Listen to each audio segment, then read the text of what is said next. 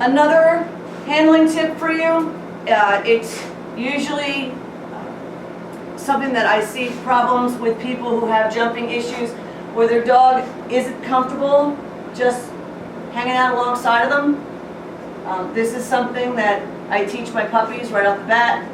This is where they get lots of their cookies. Just standing alongside of me, not sitting. This is not an obedience exercise. I do competition obedience. This is not an obedience exercise. My feet are not together. I'm very casual. I want him just to be able to stand next to me. When we are doing agility, he is alongside of me, or I am alongside of his working path more than any other position. So I better make sure that he's comfortable there.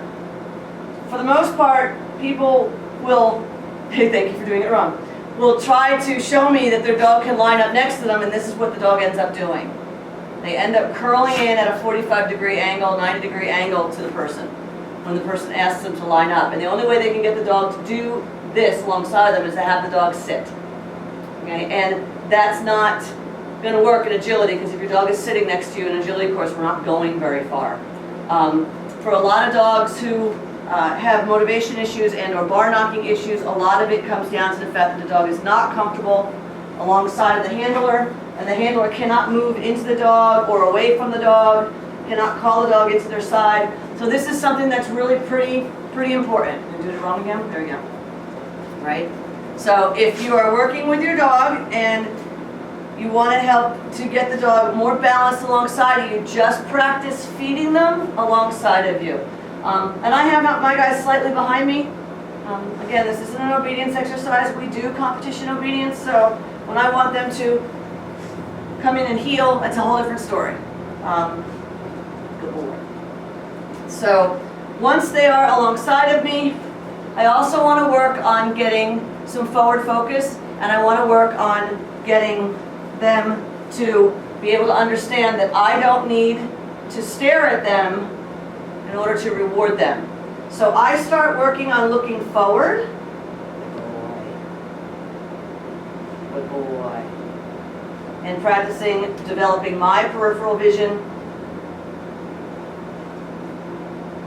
and helping them to understand that they can, in fact, get rewarded while I'm looking forward.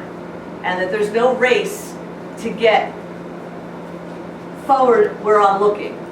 Right? So a lot of times dogs will race a jump, and they'll race lines of jumps and race obstacles because the handler is looking at the working path, and the dog feels very, very rushed to get into where the handler is staring and do just that. Oh boy, do it wrong. You did it wrong pretty good. Yeah. Okay. So what I want is a dog who's going to be comfortable hanging out with me not looking. Now I'm looking right about here.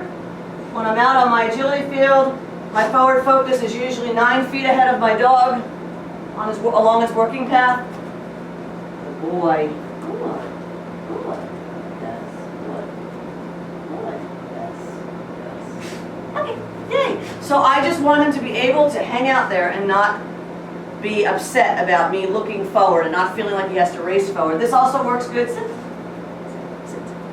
When I'm working on his start line stay, I'm not looking at him, I'm looking right about there. Good boy. Okay. Yes. All right. A lot of times we have dogs that have issues with first drop bars coming down because they're racing their start line because the handler is looking at the path that they are going to handle. The dog feels rushed, breaks their start line, and hits the first bar. So teaching your dog to be able to allow you to have forward focus and for them to stay calm and focus themselves is part of all of this training that we're doing. And you can practice it in the middle of some of these exercises that we're going to do today.